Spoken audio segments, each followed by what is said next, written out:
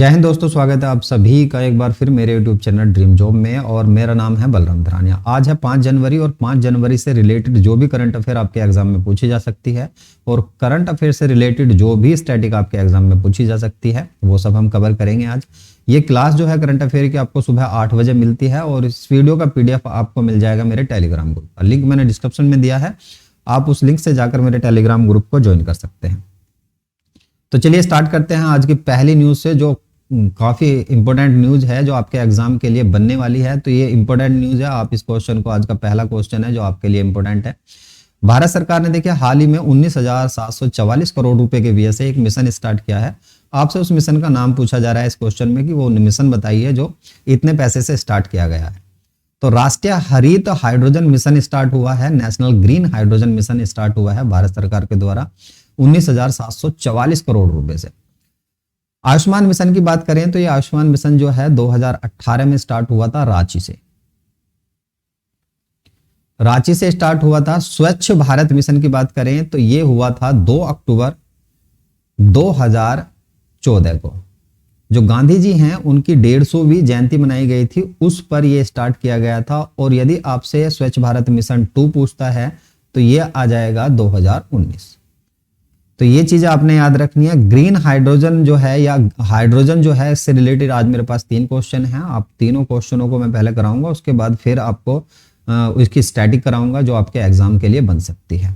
तो बात करते हैं इसकी डिटेल की। तो देखिए ये है 19,744 करोड़ रुपए के व्यय से green hydrogen mission, national green hydrogen mission की शुरुआत की गई है। अब इसका काम क्या होगा, देखिए मिशन के तहत जो है 2030 तक देश में लगभग 1,25,000 मेगावाट नवीनीकरण ऊर्जा जो है उसकी क्षमता को बढ़ाना है, जिससे कम से कम हर साल जो है 150 लाख टन हरित ऊर्जा का उत्पादन पैदा करना है। ये लक्ष्य रखा गया है 2030 तक का।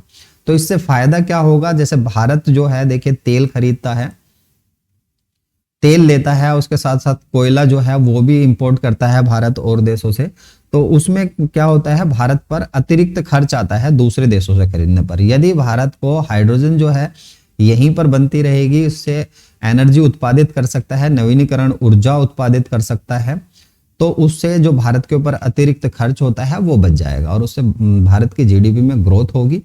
तो इसीलिए ये मिशन स्टार्ट किया गया है। और दूसरा ये ऐसे भी समझ सकते हो आप, भारत जो है 2070 तक जो है कार्बन न्यूट्रल हो जाएगा, यानी बिल्कुल भी कार्बन किसी फैक्ट्री से, किसी भी केमिकल से कोई भी कार्बन नहीं उत्सर्जित होगा, या जो वाहन वगैरह सड़कों पर चलते हैं उनसे कोई भी कार्बन हवा में नहीं जाएगा भारत की तरफ से। ऐसा भारत ने कहा है कि हम कार्बन फ्री हो जाएंगे, कार्बन मुक्त हो जाएंगे 2070 तक। दूसरा क्वेश्चन इसी से जुड़ा हुआ है, ये भी NTPC के द्वारा देखिए भारत का पहला green hydrogen blending project start किया गया है। ये कहां पर किया गया है ये पूछा जा रहा है, तो गुजरात के अंदर किया गया है। गुजरात में देखिए NTPC और गुजरात गैस लिमिटेड, इन दोनों का ये जॉइंट प्रोजेक्ट है जो मोदी जी के द्वारा 30 जुलाई 2022 को इसकी आधारशिला रखी गई थी और अब ये स्टार्ट हो चुका है। तो ये आपसे पूछा जा सकता है, हाल ही में NTPC ने अपना जो प्रोजेक्ट है वो कहां पर स्टार्ट किया है हाइड्रोजन से संबंधित, तो गुजरात। अब बात करते हैं, इससे पहले मैं आपको एक क्वेश्चन ये वाला और करा देता हूं। हाइड्रोजन संचालित जो ट्रेन है शुरू करने वाला एशिया का पहला देश जो बना है, अब एशिया की बात हो रही है कि एशिया का पहला देश बना है, तो ये चीन बना है। हाल ही में चीन ने देखे हाइड्रोजन से संचालित ट्रेन जो है वो लॉन्च कर दी है, वो चला दी है, तो एशिया का पहला देश बन गया है और दुनिया का दूसरा देश बना है। यदि पहले देश की बात करें, विश्व में सबसे पहले जो हाइड्रोजन ट्रेन चलाने वाला देश बना था वो जर्मनी बना था और पिछले वर्ष 2022 में सितंबर महीने में उसने हाइड्रोजन ट्रेन को संचालित की थी। बात करते हैं ग्रीन हाइड्रोजन होती क्या है। तो ग्रीन हाइड्रोजन जो है देखिए ये नवीनीकरण ऊर्जा का स्रोत है, जिसके उपयोग से H2O जो जल है उसको हाइड्रोजन और ऑक्सीजन में विभाजित करके हाइड्रोजन जो है उसको निकाली जाती है। तो इससे फायदा ये होता है कि इससे कार्बन बिल्कुल भी नहीं होता, लो कार्बन पावर उत्पन्न होती है और हाइड्रोजन मिल जाती है जिससे, और ये नवीनीकरण ऊर्जा का प्रमुख स्रोत के रूप में अब माना जा रहा है। तो आगे बात करते हैं भारत के जो आगामी लक्ष्य हैं उनके बारे में। ये इसी क्वेश्चन से जुड़े हुए हैं, आप स्टैटिक भी कह सकते हो और करंट अफेयर के क्वेश्चन भी कह सकते हो जो नवीनीकरण ऊर्जा या ऊर्जा से रिलेटेड है।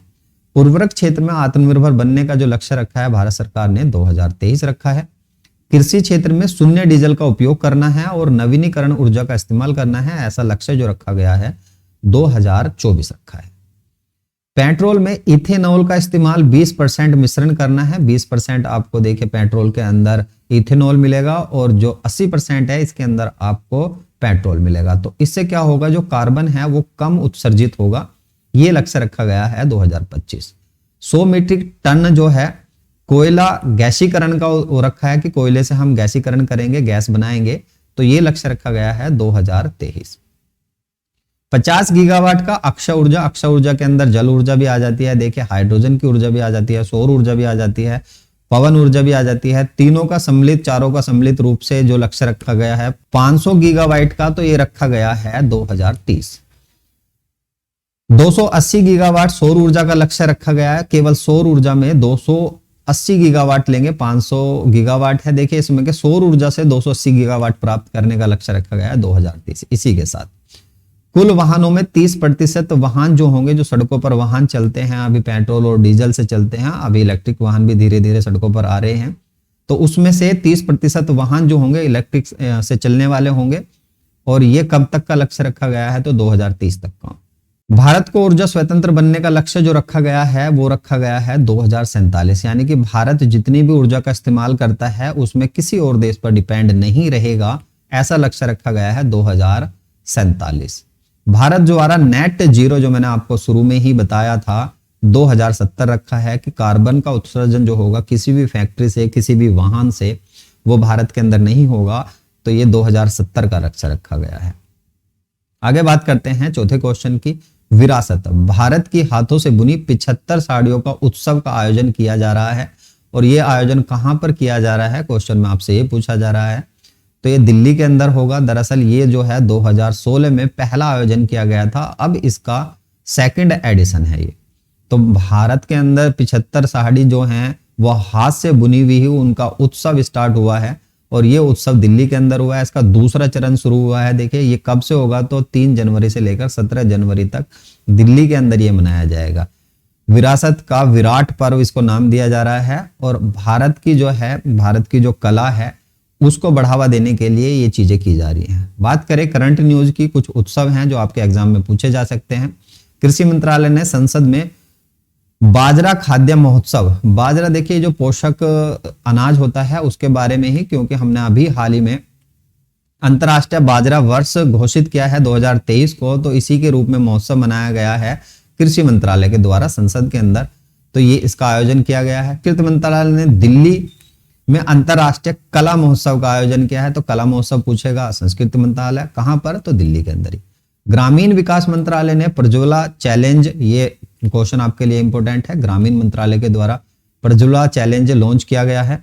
अंतर्राष्ट्रीय बाजरा वर्ष जो है 2023 को इंटरनेशनल लेवल पर FAO के द्वारा, फूड एंड एग्रीकल्चर ऑर्गेनाइजेशन के द्वारा सेलिब्रेट किया जा रहा है और इसकी जो घोषणा की गई है UNO के द्वारा की गई है। यदि भारत का बाजरा वर्ष पूछा जाएगा तो 2018 में हमने मनाया था और तभी हमने UNO के सामने देखिए ये प्रस्ताव भी रखा था कि 2023 जो है उसको बाजरा वर्ष के रूप में अंतरराष्ट्रीय लेवल पर मनाया जाना चाहिए।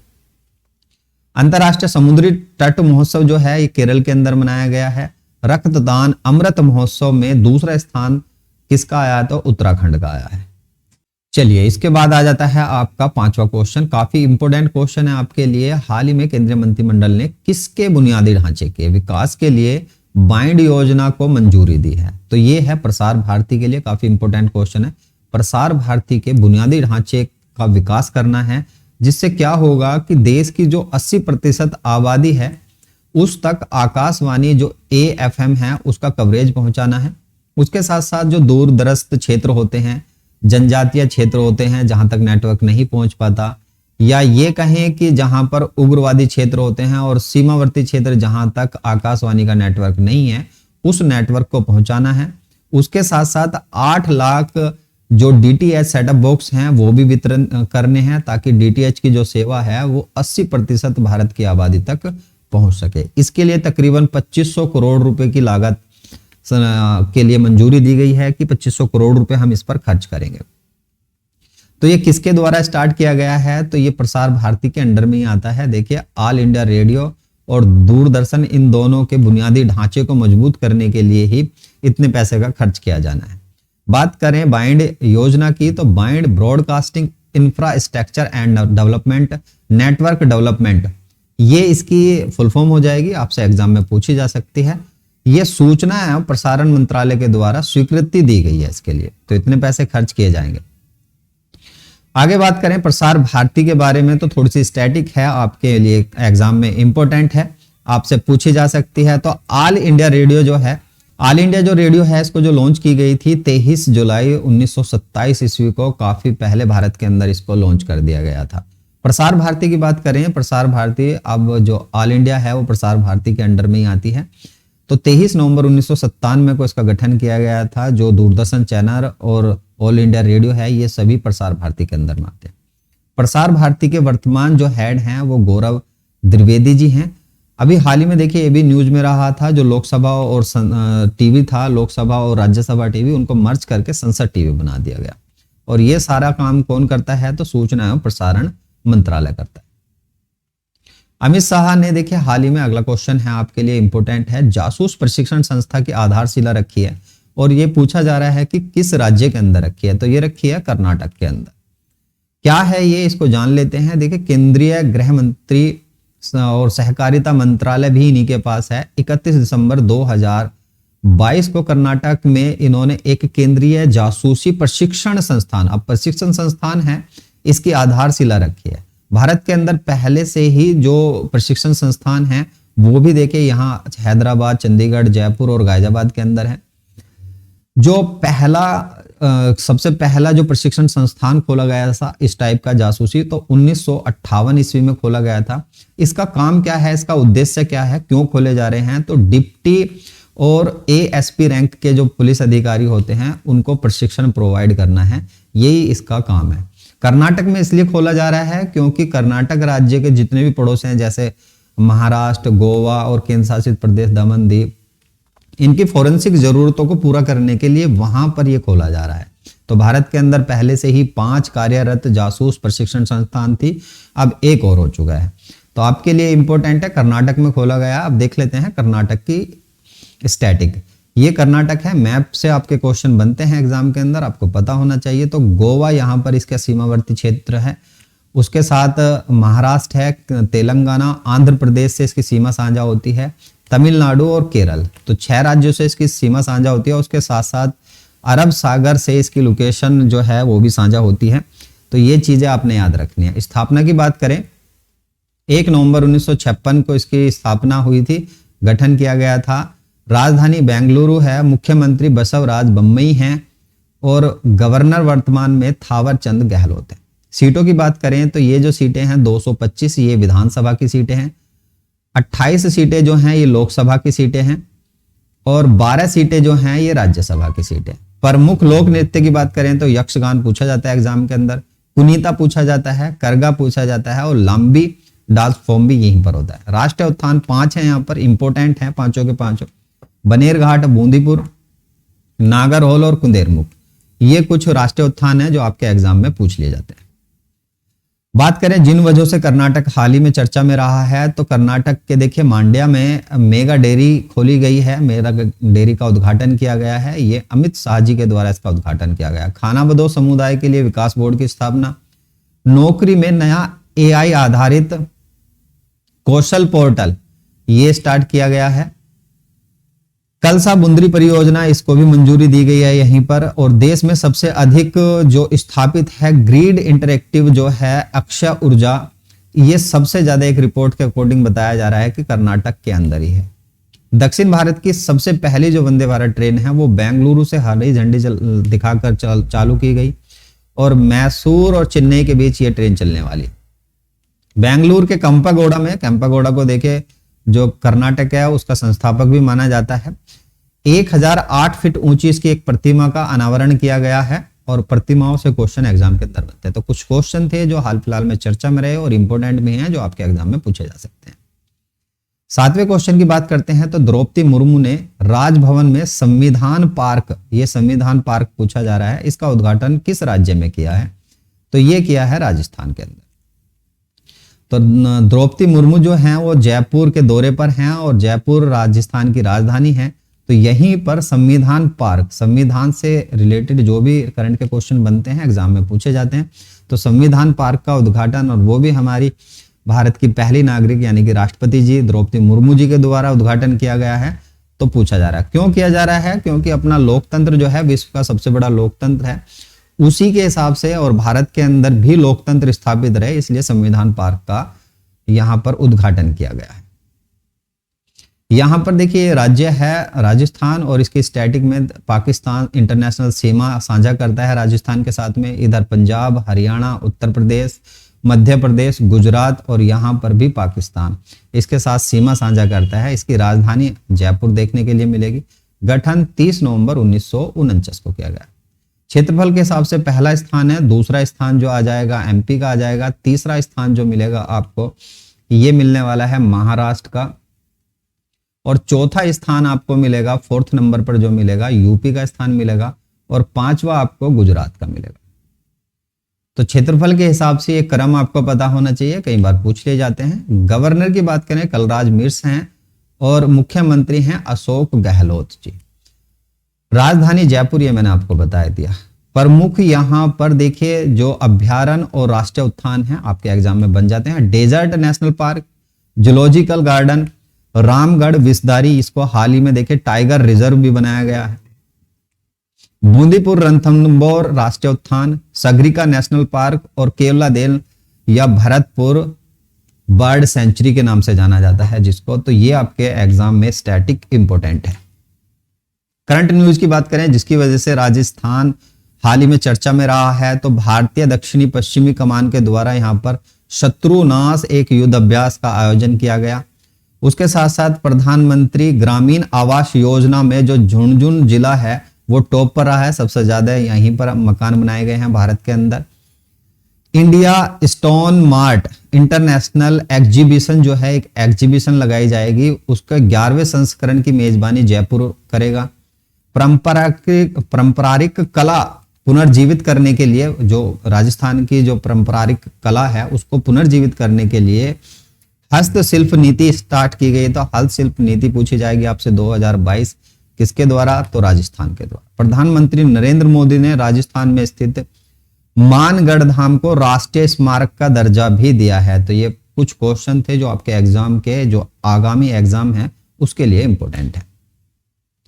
बात करते हैं 8वें क्वेश्चन की। तो भारत की पहली क्रूज सेवा वाराणसी से किस स्थान तक शुरू की जाएगी, तो ये है आपकी वाराणसी से पूछी जा रही है। हालांकि इसकी घोषणा पहले हो चुकी थी लेकिन अब इसको 13 जनवरी को इसको स्टार्ट किया जाएगा और ये वाराणसी से लेकर डिब्रूगढ़ तक चलने वाली है। इसको नाम दिया जा रहा है गंगा विलास क्रूज का। तो गंगा विलास क्रूज जो है ये पहले देखिए 10 जनवरी था लेकिन अभी जो है वो 13 जनवरी से चलने वाला है।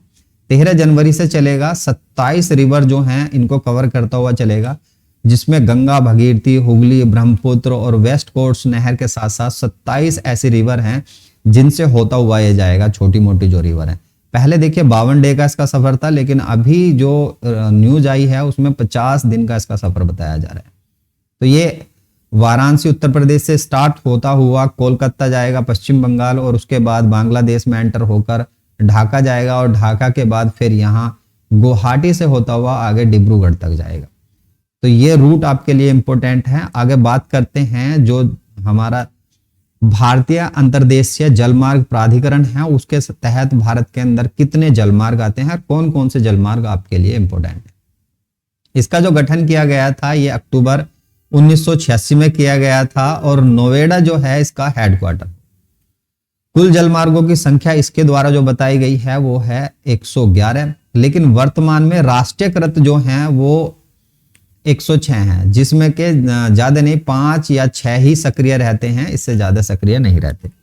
पहला पूछा जाता है किससे किसको जोड़ता है, तो गंगा भगीरथी हुगली नदी में है, ये हल्दिया से इलाहाबाद को जोड़ता है जिसकी लंबाई 1620 किलोमीटर है, जो सबसे लंबा है भारत का जलमार्ग, सबसे लंबा जलमार्ग 1। जलमार्ग 2 की बात करें तो ब्रह्मपुत्र नदी में मिलेगा, धुबरी से लेकर सदिया तक के लिए। जलमार्ग 3 वेस्ट कोस्ट नहर में है, जो कोट्टापुरम से लेकर कोलम तक मिलेगा केरल के अंदर। और 100 की बात करें तो 100वां नंबर का जो जलमार्ग है वो ताप्ती नदी गुजरात में मिलेगा, जो ताप्ती नदी के अंदर मिलता है आपको। तो ये कुछ जलमार्ग हैं जो आपके एग्जाम में पूछ लिया जाते हैं। इसके बाद 9वें नंबर की जो करंट न्यूज है ये है दुनिया की सबसे ऊंची युद्ध क्षेत्र यानी सियाचिन में सक्रिय रूप से तैनात होने वाली भारत की पहली महिला अधिकारी पूछी जा रही है आपसे, कौन बनी है? तो कैप्टन शिवा चौहान बनी है। और ये हैं कैप्टन शिवा चौहान, जो सियाचिन, जो जिसको सबसे ऊंचा बैटलफील्ड माना जाता है, जहां पर युद्ध क्षेत्र माना जाता है, सबसे ऊंचाई पर स्थित है। तो यहां अभी हाल ही में महिला अधिकारी की नियुक्ति हुई है शिवा चौहान की। आगे बात करते हैं करंट में रही कुछ महिलाएं जो आपके आगामी एग्जामों के अंदर पूछी जा सकती हैं। फोर्ब्स की टॉप 25 महिलाओं में भारत की उस महिला का नाम आपसे पूछा जा रहा है, एथलीट का नाम, जो सबसे ज्यादा कमाई करती हैं या भुगतान लेती हैं, वो है पीवी सिंधु। और ये फोर्ब्स की लिस्ट में 12वें स्थान पर आई। प्यूमा की ब्रांड एम्बेसडर बनी है Anushka Sharma. BCCI sport personality of the year बनी है ये वेथ मीड बनी है, बीसीसीआई की पर्सनैलिटी ऑफ द ईयर। 30वां एकलव्य पुरस्कार स्वाति सिंह को दिया गया है। मिसेज है, मिस नहीं है, ये देखिए मिसेज वर्ड जो बनी है ये बनी है Sargam Kaushal. PETA India person of the year ये चुना गया है सोनाक्षी सिन्हा। ये इंपॉर्टेंट है, आपसे पूछा जाएगा एग्जाम के अंदर। भारतीय ओलंपिक संघ की पहली महिला अध्यक्ष बनी है पीटी उषा, ओलंपिक संघ की।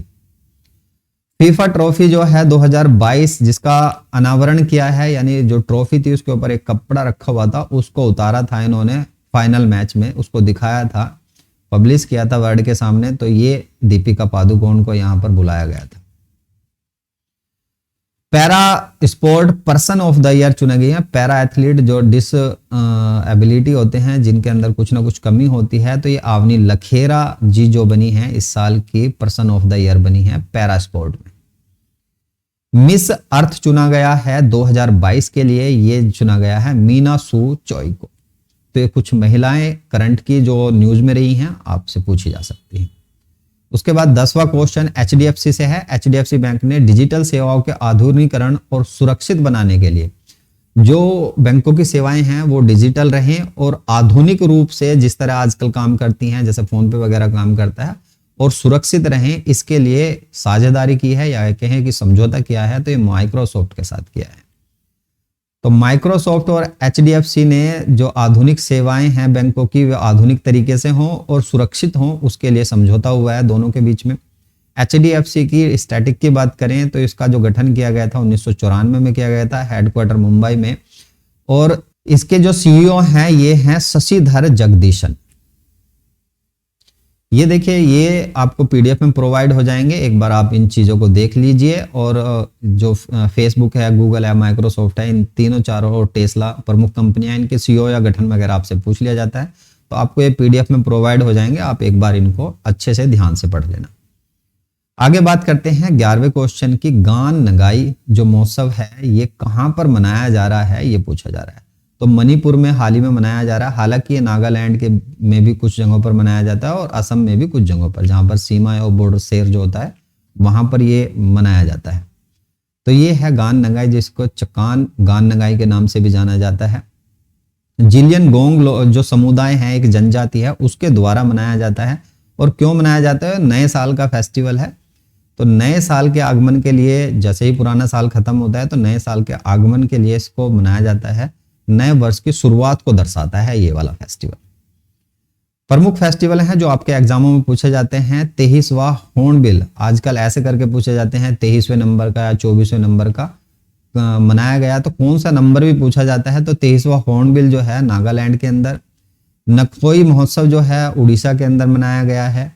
बथुकम्मा फूल फेस्टिवल ये मनाया गया है तेलंगाना के अंदर। खर्ची जो पूजा है उत्सव ये मनाया गया है त्रिपुरा के अंदर। अंबुबाची कामाख्या मंदिर में मनाया जाता है असम के अंदर। सरहुल महोत्सव जो है झारखंड के अंदर। कंपाला उत्सव जो है ये जो पशु उत्सव होता है, दौड़ होती है जो भैंसों की, उसमें मनाया जाता है कर्नाटक के अंदर। लोसांग सिक्किम के अंदर भी मनाया जाता है, लद्दाख के अंदर भी मनाया जाता है और उसके साथ साथ अरुणाचल प्रदेश इसके अंदर भी मनाया जाता है। तो ये आपको पता होना चाहिए। आगे बात करते हैं 12वें क्वेश्चन की, और ये आखिरी क्वेश्चन है आज की करंट अफेयर का। तो हाल ही में किस राज्य सरकार ने राजस्व पुलिस व्यवस्था को खत्म करने का फैसला किया है? तो ये फैसला किया है उत्तराखंड ने। लेकिन सबसे बड़ा क्वेश्चन ये है कि राजस्व पुलिस व्यवस्था होती क्या है। देखिए, राजस्व पुलिस व्यवस्था की बात करें तो ये उत्तराखंड के अंदर 1861 में स्टार्ट हुई थी। इसमें नॉर्मल पुलिस वाले या पुलिस अधिकारी नहीं होते, इसके अंदर जो पटवारी, कानूनगोर, तहसीलदार होते हैं, जिला अधिकारी जो होते हैं या मंडल आयुक्त जो होते हैं, वो ही राजस्व कार्यों के साथ साथ जो पुलिस की जिम्मेदारी होती है उसको भी संभालते हैं। अब देखिए, ये इतनी सक्रिय पुलिस नहीं होती, इतनी एक्टिव पुलिस नहीं होती, क्योंकि पुलिस ना होकर ये एक तरह से राजस्व अधिकारी के रूप में काम करते हैं। तो देखिए, इनके पास ना तो आधुनिक हथियार होते हैं जिससे वे क्राइम को बचा सके, और ना ही इनके पास इतनी क्वालिटी होती है, ना ही इनके पास इतना प्रशिक्षण होता है जिससे क्राइम को कंट्रोल कर सके। अब क्राइम को कंट्रोल करने के लिए ही अब क्या किया जा रहा है, यहाँ पर पुलिस विभाग का गठन किया जाएगा। और ऐसा जो है पूरे उत्तराखंड में नहीं था, 1800 गांवों में था। तो 1800 गांवों में राजस्व पुलिस चल रहा था अभी भी 1861 से। तो अब इन गांवों में पुलिस व्यवस्था को, ये जो पुलिस व्यवस्था है, राजस्व पुलिस व्यवस्था, इसको खत्म किया जाएगा। और देखिए, क्योंकि इनके पास ना तो बंदूकें होती हैं, ना हथियार होते हैं, ना कोई अच्छा प्रशिक्षण होता है, इसलिए इनको गांधी पुलिस के नाम से भी जाना। तो आपसे कभी भी पूछ लिया जाए कि गांधी पुलिस किस राज्य की पुलिस को कहा जाता है, उत्तराखंड की पुलिस को। और ये है देखिए उत्तराखंड, जिसकी सीमा हिमाचल प्रदेश से, हरियाणा से, उत्तर प्रदेश से, और उसके साथ साथ इंटरनेशनल बॉर्डर जो है चीन के साथ होता है, और नेपाल के साथ इसका इंटरनेशनल बॉर्डर शेयर होता है। गठन की बात करें तो 9 नवंबर 2000 को इसका गठन हुआ था। यूपी से ये विभाजित हुआ था। कैपिटल देहरादून है। 71 यहाँ पर विधानसभा की सीट हैं, 3 सीटें जो हैं राज्यसभा की हैं, और 5 सीटें यहाँ पर लोकसभा की। पुष्कर सिंह धामी वर्तमान में यहाँ के सीएम हैं, और गवर्नर गुरमीत सिंह जी। वर्तमान करंट अफेयर की बात करें जो हाल फिलहाल में न्यूज में रहा है, तो उत्तराखंड हाई कोर्ट जो है इसने फैसला लिया है कि पहले नैनीताल था, लेकिन अब इसको हल्द्वानी शिफ्ट कर दिया जाएगा। मुख्यमंत्री ने लखपति दीदी मेला जो है इसका उद्घाटन किया है। वहां के रक्तदान अमृत महोत्सव में दूसरा स्थान आया है, और स्कूल स्वच्छता शिक्षा कार्यक्रम की पहल करने वाला भारत का पहला राज्य बना है। इंपोर्टेंट आपके लिए, तो ये बना है उत्तराखंड। तो बस आज की क्लास में इतना ही। उम्मीद करता हूं कि आपको ये क्लास समझ में आई होगी। पीडीएफ इसका मेरे टेलीग्राम पर मिल जाएगा। चैनल पर यहां तक आए हैं तो चैनल को सब्सक्राइब जरूर कर लें। लाइक, शेयर और कमेंट करना आपकी रिस्पॉन्सिबिलिटी है। यदि आपको क्लास अच्छी लग रही है तो लाइक जरूर करें। कमेंट करके छोड़कर जरूर जाएं कि क्लास आपको अच्छी लगी, या क्लास में कोई ऐसा पॉइंट जो मैंने आपको गलती से पढ़ा दिया या मिस हो गया हो तो वो मुझे जरूर बता दें। Thank you for watching. मिलता हूँ कल फिर 8 बजे, 8 AM मिलता हूँ। आज की क्लास हालांकि थोड़ी सी लेट हो गई है, क्योंकि लाइव जाना था, लाइव नहीं जा पाई क्लास, जिसकी वजह से लेट हो गई। तो कल फिर मिलते हैं। धन्यवाद।